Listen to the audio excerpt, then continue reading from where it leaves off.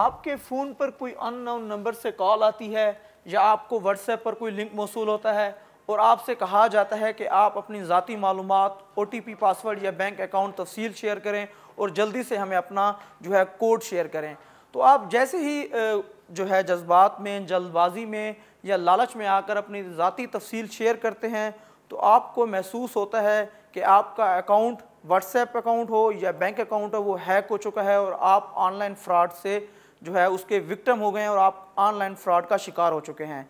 आज की इस वीडियो में हम बात करेंगे कि ऑनलाइन फ्रॉड दरअसल एक टेक्नोलॉजी का नहीं बल्कि नफ्सियाती खेल है कि किस तरह से लोग जहनी जाल में फंसकर जहनी तौर पर कायल हो जाते हैं और हम किस तरह से साइबर साइकोलॉजी को समझकर ऑनलाइन फ्रॉड से ख़ुद को महफूज रख सकते हैं। ये जो फ्रॉड हुआ है इट्स थ्रू व्हाट्सएप। अच्छा, मैं आपको बताती हूँ कैसे। मुझे एक दिन basically I am a gynaecologist ना, तो मैं अपने हॉस्पिटल में काम कर रही थी और मेरी बहुत ऑनलाइन शॉपिंग्स हैं और मेरी जो मदर भी शॉपिंग करती हैं, मेरे नंबर पे आते हैं पार्सल्स। मेरी भांजियाँ, भतीजियाँ जो भी हैं वो सब मेरे नंबर पे ही उनके पार्सल्स आते हैं क्योंकि मेरा फ़ोन जो है ना वो अक्सर अवेलेबल होता है। तो मुझे एक दिन जी कॉल आई, तो मुझे कहा कि भाई बहुत ही तरीके से और इतने प्रोफेशनल वे में उन्होंने बात की ना कि आप बिल्कुल भी, मेरे ख्याल से मैं एक इतनी पढ़ी लिखी लड़की होते हुए भी मैं उसको नहीं जज कर पाई और शायद मैं थोड़ा बिजी भी थी पेशेंट्स के साथ भी। तो मुझे कहते हैं आप ना OTP सेंड कर। मैं आपको, मैडम कैसी हैं आप, ठीक हैं, अच्छा आपका पार्सल आया है तो मुझे आप OTP एक सेंड करें ताकि हम उसकी वेरिफिकेशन कर दें। मुझे इतना नहीं पता चला, मेरे नंबर पे एक OTP आया, मैंने उसको व्हाट्सएप पे बंदे को भेज दिया। ये मुझे कॉल व्हाट्सएप पे आई थी। पहले मुझे नंबर्स पे कॉल आ रही थी, वो मैंने एक्सेप्ट नहीं की। जब मैंने व्हाट्सएप वाली उठाई, उन्होंने कहा जी OTP आएगा, व्हाट्सएप पे आएगा। तो अच्छा, मुझे लगता था पहले जितना मुझे आइडिया था, मतलब ऑब्वियसली बहुत लोग कहेंगे कि इसका आज तो सबको ही पता है कि भाई नंबर पर कॉल्स आती हैं, स्कैम्स होते हैं, लेकिन मुझे ये बिल्कुल भी आइडिया नहीं था कि व्हाट्सएप भी इतना अनसेफ हो सकता है। मुझे OTP व्हाट्सएप पे रिसीव हुआ, मैंने वही OTP उसी तरह मैसेज को कॉपी करके पेस्ट कर दिया, उसको फॉरवर्ड कर दिया। आई वॉज बिज़ी, मैं चली गई थिएटर में, बिज़ी होगी, 2 घंटे की सर्जरी थी, मैं बिज़ी होगी, मैं वापस आई, मैंने नोट नहीं किया इधर उधर पेशेंट्स। इवनिंग तक मेरी ड्यूटी थी 6-7 बजे तक और ये तकरीबन दोपहर का टाइम था 12-1 बजे तक। मैंने कोई व्हाट्सएप चेक नहीं किया कि कोई मैसेज आया नहीं आया। तकरीबन ये बीच में 3-4 घंटे गुजर गए। उसके बाद मैंने ओपन किया तो मेरा व्हाट्सएप ओपन ही नहीं हो रहा था। मुझे लगा शायद ये मुझसे अनइंस्टॉल तो नहीं हो गया। मैंने फिर इंस्टॉल करने की कोशिश की, नहीं हो रहा ओपन, मुझसे कुछ भी नहीं हो रहा। फिर मैंने अपने हस्बैंड को कॉल की अपने नंबर से, मैंने कहा मेरा व्हाट्सएप नहीं चल रहा, मुझे नहीं पता क्या रीज़न है। तो उन्होंने कहा चलो मैं देख लेता हूँ। उन्होंने मेरे ख्याल से फिर चेक किया, तब तक मुझे ऑफ हो गया, मैं घर चली गई। जब मैं घर गई तो इतने में मेरे कज़न की मुझे कॉल आई कि आपने पैसे मांगे हैं, सब खैर है, क्या हुआ? मैंने कहा मैंने पैसे मांगे हैं? मैंने कहा मैंने तो कोई पैसे नहीं मांगे। कहते नहीं, आपके व्हाट्सएप पे मुझे मैसेज आया था 2 घंटे पहले, लेकिन मैं बिज़ी था तो मैं इसलिए कांटेक्ट नहीं कर सका। तो मैंने कहा मैं कॉल करके पूछता हूँ कि सब खैर है। मैंने कहा कितने पैसों की ऑफ़र आई थी आपको कि मुझे पैसे चाहिए? कहते मुझे 35,000। तो मैंने कहा अच्छा चलो, मैंने कहा मत भेजना, अभी मुझे नहीं चाहिए, मैं तुमसे फिर बाद में बात करती हूँ। इतने में मेरे हस्बैंड घर आए, मैंने उनको बताया तो उन्होंने ना कहा कि अभी हमें एक ही दिन में दूसरा OTP नहीं आता अगर आप व्हाट्सएप दोबारा से डाल रहे हो तो हम 12 बजे तक का वेट करते रहे। और मीनवाइल मैंने अपने हस्बैंड के नंबर से जिन के नंबर्स मुझे, जो मेरी क्लोज़ फैमिली थे, उनके पास भी नंबर थे, मैंने सबको इन्फॉर्म किया कि मेरा व्हाट्सएप ब्लॉक है, तो अगर किसी को भी कोई मैसेज या कॉल आती है। इतने में तो मेरे सारे जिन को मैसेजेस गए भी थे ना, उनकी मेरे हस्बैंड के नंबर पर कॉल्स आ गई। मेरे फादर की कॉल आई, मेरे फादर सऊदीया में होते हैं, तो वो तो सबसे ईजी टारगेट था उस बंदे के लिए, क्योंकि वो नंबर सऊदी था, उस पर पापा लिखा हुआ था। तो अगर पापा से आप पैसे मांगते हो तो वो तो फिर नहीं पूछेंगे ना कि आपको क्यों चाहिए। मेरे पापा से 1 लाख रुपये उन्होंने मांगे और मेरे पापा ने तो फ़ौरन भेज दिए कि चलो इनको ज़रूरत है तो मैं भिजवा देता हूँ, हमारा बाद में सॉर्ट हो जाता है, हम लोग करते रहते हैं इस तरह, बाबा से मांगते रहते हैं। बाबा ने मुझे उसी वक्त सऊदीया से कॉल की कि नहीं मैंने तो लाख रुपए भेजे हैं। फिर मेरे भाई की कॉल आई, वो मेरा भाई चाइना में है, उसको वो भी इसी टारगेट था, उसका भी चाइना का नंबर था, उससे लेकिन 35 उन्होंने मांगे थे और भाई ने कहा कि मेरे पास 35 अभी नहीं है, मैं 20 भेज सकता हूँ, उससे 20 भेज दिए। इस तरह जो क्लोज थे ना, उन्होंने तो सब ने मुझे कॉल बैक कर ली। फिर उसके बाद 12 बजे के बाद OTP जब मैंने दोबारा से अपना व्हाट्सएप वो किया, फिर उसके बाद मैंने अपना एक स्टेटस लगाया कि मतलब मेरा नंबर सुबह 12 बजे से ब्लॉक था, जिसको मेरी तरफ से मैसेज गए हैं, जिसने पैसे भेजे हैं, वो सब मुझे प्लीज़ कॉल बैक करें ताकि मुझे पता चले किससे कितने पैसे लिए गए हैं। तो जिन लोगों का आया, फिर वो मेरे लिए एक बहुत ही टेंस सिचुएशन, पूरी रात मैं जागती रही, देखती रही किसका कितना हिसाब किस तरह हुआ है, कैसे हुआ है। और वो सारे मैसेजेस डिलीटेड थे, मतलब मेरे उस पर चैट में कुछ भी नहीं आ रहा था। मतलब मुझे लग रहा था जैसे कुछ हुआ ही नहीं, मैं व्हाट्सएप बंद हुआ और जी रात को 12 बजे के बाद ओपन हुआ और लोग मुझे कह रहे हैं कि मुझे तो पहले तो ये लग रहा था शायद सब ऐसी मुझे कोई ऐसी कोई फेक या कोई मुझे फूल तो नहीं कर रहे, लेकिन नहीं, इट वॉज अ स्कैम।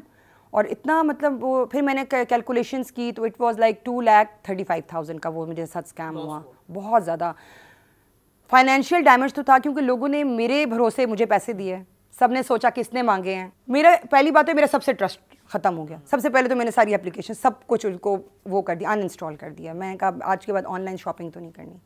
तो ये एक मेरे लिए बहुत बड़ा, क्योंकि मेरी अटैचमेंट थी और ये ट्रॉमेटिक था मेरे लिए। और ट्रॉमा बहुत, ये तो ऑब्वियसली एक साइकोलॉजिकल ट्रॉमा तो होता है। चाहे ये नहीं कि देखिए मेरे जेब से पैसे नहीं गए, अगर मेरी जेब से गए, मुझे लगता है अगर मेरी जेब से गए होते ना, अगर मैंने किसी को लाख भेजे होते तो वो मेरा सिर्फ अपने लिए ट्रॉमा होता। लेकिन जो मेरे अपनों को मेरी वजह से लॉस हुआ है तो वो चीज़ आपको ज़्यादा मैटर करती है कि आपकी वजह से अपनों का लॉस हो गया। आपने सुना कि ऑनलाइन फ्रॉड का शिकार होने वाले मुतासरा अफराद किस किस्म के ज़हनी दबाव और ट्रामा से गुजरते हैं। ये ऑनलाइन फ्रॉड सिर्फ टेक्निकल नहीं बल्कि नफसियाती जाल भी होते हैं।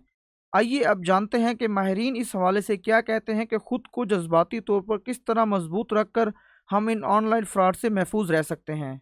इसमें होता क्या है कि जो ह्यूमन माइंड्स हैं उनको मैनिपुलेट किया जाता है कि कोई भी उसे लालच दिया जाता है या कोई उसे गुस्सा दिलाया जाता है या उसको कोई डराया जाता है, किसी भी यानी उसके इमोशंस के साथ खेलते हुए उससे इंफॉर्मेशन ली जाती है। अब इसमें सबसे पहला स्टेप क्या होता है, वो क्रिमिनल्स इंफॉर्मेशन कलेक्ट करते हैं। अब वो इंफॉर्मेशन कहाँ से कलेक्ट करते हैं, या तो ऑलरेडी जो मौजूद डेटाबेसेस हैं वहाँ से जो लीक्ड हैं उनसे इंफॉर्मेशन उठाते हैं, या फिर हम मुख्तलिफ जो ओपन सोर्स इन्वायरमेंट हैं, कुछ मार्केट प्लेसेस हैं, वहाँ पे हम जो अपना डेटा एंटर करते हैं, यानी फ्री की लालच में हम एंटर करते हैं, या जो भी मार्केट प्लेसेस हैं वहाँ पे हम हमारा डेटा एंटर करते हैं तो वो चला जाता है क्रिमिनल्स के पास, और उसके ज़रिए वो हमें कॉल्स करते हैं या लिंक सेंड करते हैं या किसी भी तरीके से हमारे साथ रब्ता करने की कोशिश करते हैं। ठीक है, अब पहला स्टेप था इंफॉर्मेशन कलेक्ट कर ली उन्होंने। दूसरा स्टेप क्या कि हमारे साथ रब्ता किया और हमें मैनिपुलेट किया। अब हमारे साथ रब्ता करने के लिए वो मुख्तलिफ़ तरीके इस्तेमाल कर सकते हैं, या तो कॉल कर सकते हैं या व्हाट्सएप के थ्रू कर सकते हैं, मैसेज कर सकते हैं, या फिर ऑनलाइन कोई वेबसाइट बना सकते हैं कि जिसमें हम अपना जो OTP वगैरह है चीज़ें हैं एंटर करें। कोई भी वो तरीका इख्तियार कर सकते हैं।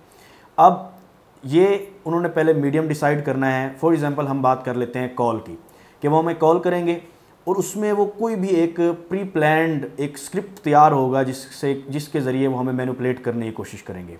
उस स्क्रिप्ट में या तो वो ये कह सकते हैं कि आपका बैंक अकाउंट बंद हो गया है, उसको रीओपन करवाने के लिए फ़लाँ डिटेल चाहिए और आपके पास एक कोड आएगा, या फिर वो कोई लालच दे सकते हैं, वो कोई जॉब का लालच दे सकते हैं, वो किसी इंटर्नशिप का लालच दे सकते हैं, या कोई भी वो ऑफ़र कर सकते हैं। तो ये दो हो गए। या तीसरी चीज़, वो किसी भी एजेंसी का एहलकार या किसी गवर्नमेंट किसी इदारे का एहलकार ख़ुद को ज़ाहिर करके डरा के हमसे कोड लेने की कोशिश करेगा। तो ये चंद एक जो तरीके हैं वो मैंने बताए हैं। अब इनके ज़रिए उनका मकसद क्या होता है? मकसद ये होता है, बेसिक जो इन्फॉर्मेशन है वो उनके पास जा चुकी है, यानी फ़ोन नंबर जा चुका है। अब अगर जैज़ कैश हैक की बात करें तो फ़ोन नंबर उनके पास जा चुका है, जो बेसिक इन्फॉर्मेशन है वो जा चुकी है। अब उन्हें चाहिए OTP।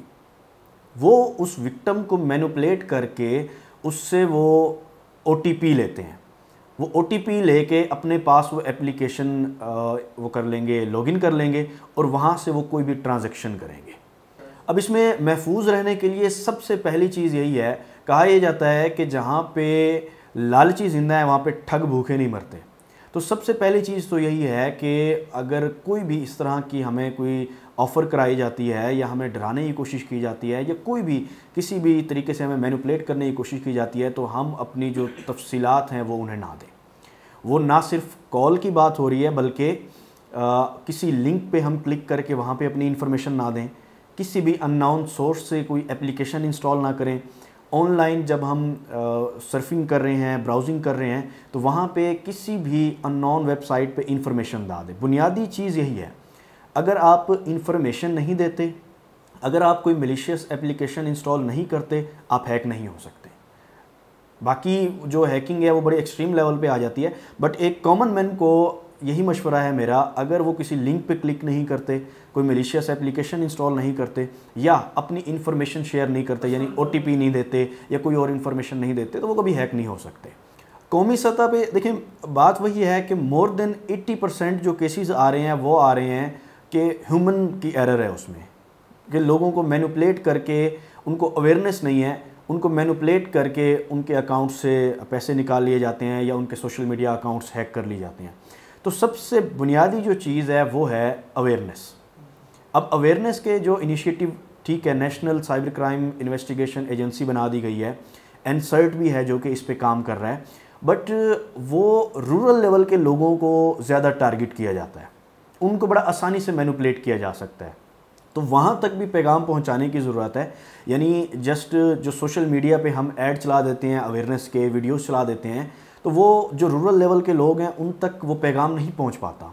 तो हमें इसके लिए कोई बेहतर इक़दाम करने की ज़रूरत है ताकि हर तरह के लोगों के पास पैगाम पहुँच सके, उन्हें अवेयरनेस हो सके कि हमने किसी के साथ अपनी ज़ाती मालूमात शेयर नहीं करनी। मुझे एक दिन अननोन एक नंबर से कॉल रिसीव हुई। उन्होंने मुझे कहा कि हम आपको जॉब ऑफ़र करते हैं, ऑनलाइन जॉब, जिसमें आपका काम ऑनलाइन होगा, जिसकी हम आपको एक अच्छी सैलरी पे करेंगे। ये बातें पूछने के बाद उन्होंने मेरे से मेरा डाटा कलेक्ट करना शुरू किया, मेरे बारे में पूछा कि आपकी स्टडी क्या है, कहाँ रहते हैं। उन्होंने बेसिकली उस टाइम पे मेरा वो डाटा सारा लिया। फिर उन्होंने मुझे ऑफ़र की कि हम आपको एक व्हाट्सएप ग्रुप में ऐड करेंगे, जिसके लिए आपको कुछ पेमेंट करनी पड़ेगी। क्योंकि जॉब की उस टाइम पे मुझे ज़रूरत थी, तो मैंने उनको वो पेमेंट फॉरवर्ड की। मुझे लगा कि ये एक ऑथराइज़ कोई काम होगा, मैं चले इस काम से कुछ पैसे बना लूँगा। मैंने उनको पेमेंट फॉरवर्ड करके मैं ग्रुप में ऐड हो गया। मज़ीद जब मैं ग्रुप में ऐड हुआ तो वहाँ पे उन्होंने मज़ीद मेरे इन्फॉर्मेशन जो थी वो लेना स्टार्ट की। मेरा अकाउंट नंबर ये कह के उन्होंने लिया कि हम आपको इसमें पेमेंट ट्रांसफ़र करेंगे। मेरा ID कार्ड नंबर, ये सारी चीज़ें, ID कार्ड की पिक्चर्स तक उन्होंने मांगी एंड मेरे एजुकेशन डॉक्यूमेंट्स मांगे। मतलब मेरी सारी इन्फॉर्मेशन उन्होंने उस ग्रुप में कलेक्ट कर ली मेरे से। फिर उसके बाद उन्होंने मुझे कहा कि हम आपकी रजिस्ट्रेशन करेंगे, रजिस्ट्रेशन के लिए आप मज़ीद हमें 10,000 रुपया फॉरवर्ड कर दें। तो मैंने वो 10,000 रुपया उनको एक रजिस्ट्रेशन फ़ी की तरीके से उनको भेज दिया उनके अकाउंट में। उसके बाद उन्होंने मुझे एक ग्रुप में ऐड किया, जो कि व्हाट्सएप का ग्रुप नहीं था, एक टेलीग्राम का ग्रुप था। उन्होंने मेरे से काम लेना स्टार्ट किया। जब एक वीक कंप्लीट हुआ, पेमेंट की बात हुई, तो मैंने उनसे अपनी पेमेंट का मुतालबा किया कि मैंने एक वीक मेरा कंप्लीट हो चुका है काम का, तो आप मुझे मेरी पेमेंट फॉरवर्ड कर दें। फिर उन्होंने एक मुझे फ़ेक रिसिप्ट बना के भेज दी, जिस पे मेरा अकाउंट नंबर मेंशन था कि हमने आपके इस अकाउंट में आपकी पेमेंट फॉरवर्ड कर दी है, जो कि आज तक मुझे रिसीव नहीं हुई। फिर ऐसा हुआ कि जब मैं उनको कॉल्स करता, वो मेरी कॉल्स पिक नहीं करते, और कुछ दिनों के बाद उन्होंने मेरा नंबर ब्लॉक कर दिया और मेरी कॉल्स और मैसेज को रिस्पॉन्स करना बंद करके मुझे ग्रुप से भी रिमूव कर दिया।